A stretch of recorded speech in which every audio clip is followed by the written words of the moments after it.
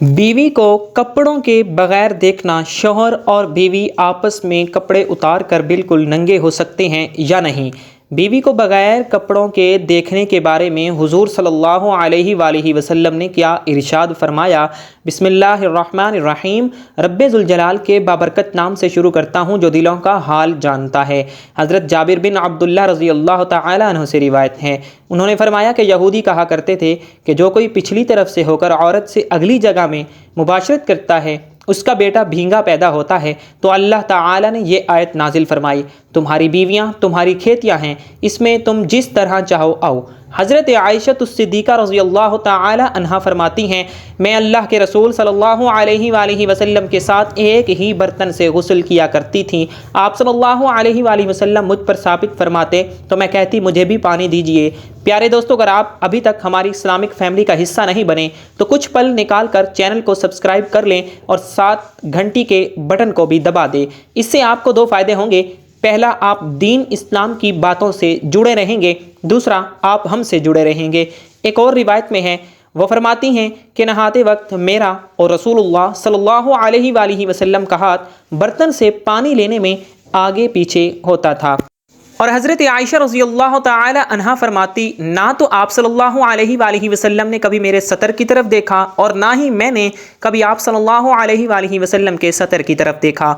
मियाँ बीवी के ताल्लुक़ से कुछ ऐसे मसाइल हैं जिनका जानना इंतहाई ज़रूरी है, मगर हमारी अक्सरियत इससे लाइल्म है क्योंकि दीनी कुतब हम पढ़ते नहीं और आलिम दीन से पूछने में हमें शर्म आती है। अल्लाह ताला हक बात से नहीं शर्माता और हक बात को कुरान मजीद में खुलकर बयान किया गया है।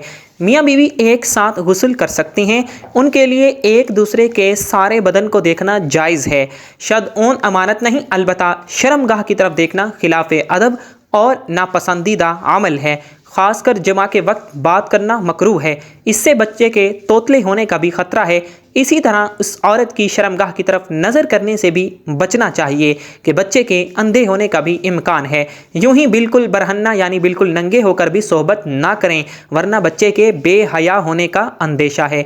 हज़रत आयशा सिद्दीक़ा रज़ी अल्लाह तआला अन्हा ने अर्ज़ किया, या रसूल अल्लाह सल्लल्लाहु अलैहि वसल्लम, औरतों को तो बहुत सा सवाब मिल गया, मर्दों के बारे में भी इरशाद फरमाइए। ये सुनकर हुजूर सल्लल्लाहु अलैहि वसल्लम मुस्कुराए और फरमाया, मर्द अपनी बीवी का हाथ पकड़कर मानूस करता है तो उसके लिए एक नेकी लिख दी जाती है। जो मर्द प्यार से अपनी औरत के गले में हाथ डालता है उसके हक में 10 नेकियां लिख दी जाती हैं। जब वह औरत से मुबाशरत करता है तो दुनिया और मुआफिया से अफजल होता है। जब गुस्ल करता है तो बदन के जिस पर से पानी गुजरता है उसके लिए हर बाल के बदले में एक नेकी लिख दी जाती है और एक गुनाह मुआफ़ हो जाता है और एक दर्जा बुलंद कर दिया जाता है। और गुस्ल करने के उसमें जो चीज़ दी जाती है वो दुनिया मुआफ़िया से बहुत बेहतर होती है। और बेशक अल्लाह ताला इस पर फ़ख्र करता है और फ़रिश्तों से कहता है कि मेरे बंदे की तरफ देखो कि ऐसी सर्द रात में गुस्ल जनाबत के लिए उठा है और इस बात पर यकीन रखता है कि मैं इसका रब हूँ। तुम इस बात पर गवाह रहो कि मैंने इसको बख्श दिया। जुमेरात और जुमा को हम बिस्तरी और गुस्ल करने की तरगीब इसीलिए दी गई है क्योंकि मर्दों को नमाज जुमा की अदायगी के लिए जामा मस्जिद जाना होता है ताकि आते जाते कहीं नज़र पड़ने से तबीयत में किसी किस्म की शहवत पैदा ना हो और ख्वाहिश नफ्स से इत्मीनान होने के सबब नमाज और खुतबे में दिल जमी हासिल हो। बेहतरीन बीवी वो है जो सोने के कमरे में अपने हुस्न जमाल और बिस्तर में खामंद के साथ खूबसूरत तौर अतवार से अपने प्यार के जादू से झकड़ दौरान सोहबत इसके मकसद पर निगाह रखे और गौर करे कि उसका खामंद क्या चाहता है और फिर उसकी पसंद से भी बेहतर अंदाज में अपने आप को उसके सपुर्द कर दे। नरम गुफ्तगू करे और उसकी रग़बतों और चाहतों को पूरा करते हुए उसे सैर कर दे।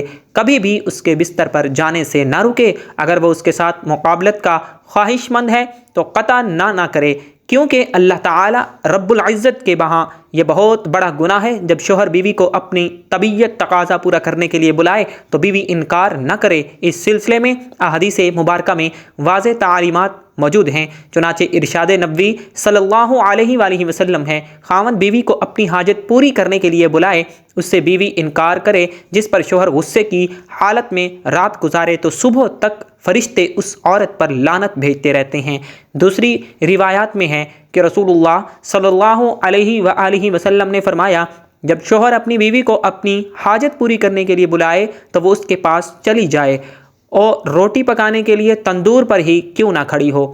حضرت عمر فاروق رضی اللہ تعالی عنہ کے پاس ایک شخص آیا، گرد و غبار سے اٹکا ہوا بال بکھرے ہوئے، اس کے ساتھ اس کی بیوی بھی تھی جو کہہ رہی تھی کہ اے امیر المومنین رضی اللہ تعالیٰ عنہ، میں اس کے لیے نہیں اور نہ ہی یہ میرے لیے ہے۔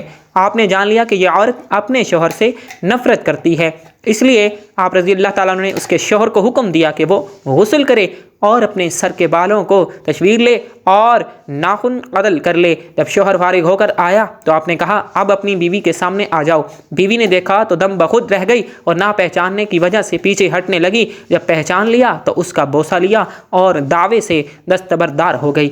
حضرت عمر فاروق رضی اللہ تعالی عنہ نے فرمایا کہ تمہیں ان کے ساتھ اسی طرح کا برتاؤ کرنا چاہیے، اللہ کی قسم انہیں یہ پسند ہے کہ تم ان کے لیے آراستہ و پیراستہ ہو رہو، ایسا تم چاہتے ہو کہ وہ تمہارے لیے ہی بنی سمری رہیں۔ حضرت سیدنا امام غزالی رحمۃ اللہ علیہ فرماتے ہیں، جمع یعنی صحبت کرنا جنت کی لذتوں میں سے ایک لذت ہے۔ حضرت جنید بغدادی فرماتے ہیں، انسان کو جمع کی ایسی ہی ضرورت ہے جیسے کہ غذا کی۔ حضرت نبی صلی اللہ علیہ وآلہ وسلم کے ایک مرد کا اپنی بیوی کے ساتھ اکٹھے ایک ہی بستر میں سونا افضل ہے، اس لیے کہ مقدر ہم بستری کرنا نہیں بلکہ مقصد بیوی کے دل میں جو خوش کرنا، بیوی کے دل کو خوش کرنے کے لیے ایام کے دنوں میں بھی اس کے قریب ہو جانا گویا انبیاء علیہ السلام کی سنت مبارکہ ہے۔ احمد میں ہے کہ سیدنا عبداللہ بن عباس رضی اللہ تعالی عنہ سے روایت ہے کہ نبی کریم صلی اللہ علیہ وآلہ وسلم نے فرمایا، جو آدمی اپنی بیوی کے پاس آنے سے پہلے یہ دعا پڑھتا ہے، اللہ کے نام کے ساتھ، اے اللہ مجھے بھی شیطان سے بچا اور اس اولاد کو بھی شیطان سے محفوظ رکھ جو تو مجھے عطا کرے۔ اگر میاں بیوی کے اس تعلق میں اولاد کا فیصلہ کر دیا گیا تو شیطان کبھی بھی اس کو نقصان نہیں پہنچائے گا۔ فرمایا ہے کہ شوہر اپنی بیوی کو مرضی کے بغیر زیادہ سے زیادہ 4 ماہ کی مدت تک اس سے دور رہ سکتا ہے۔ میاں بیوی کا اکٹھے غسل کرنا، ایک دوسرے کے سطر یعنی شرمگاہ کو دیکھنا گناہ نہیں لیکن نہ دیکھنا بہتر ہے کہ شرمگاہ دیکھنے سے نظر کمزور ہوتی ہے اور انسان یعنی بھولنے کا مرض پیدا ہوتا ہے، لہٰذا اکٹھے غسل کرے تو بہتر ہے کہ سطر ڈھانپ لے تاکہ اس پہ دوسرے کی نگاہ نہ پڑے۔ میاں بیوی دونوں ایک حمام میں بیک وقت غسل کر سکتے ہیں مگر دونوں کے سطر ڈھکے ہوں تو بہتر ہے۔ حدیث میں آپ صلی اللہ علیہ وآلہ وسلم کا اپنی بعض ازواج مطہرات کے ساتھ ایک ہی وقت میں غسل کرنا مرکوز ہے۔ دعا ہے کہ اللہ تعالی ہمیں دین حق پر چلنے کی توفیق عطا فرمائے اور بیوی سے محبت اور ان کے حقوق ادا کرنے کی بھی توفیق عطا فرمائے، آمین ثم آمین۔ اللہ پاک آپ کا سننا اور میرا سنانا قبول فرمائے۔ اللہ پاک کے 99 ناموں میں سے کوئی ایک نام کمنٹ باکس میں ضرور ٹائپ کریں۔ والسلام۔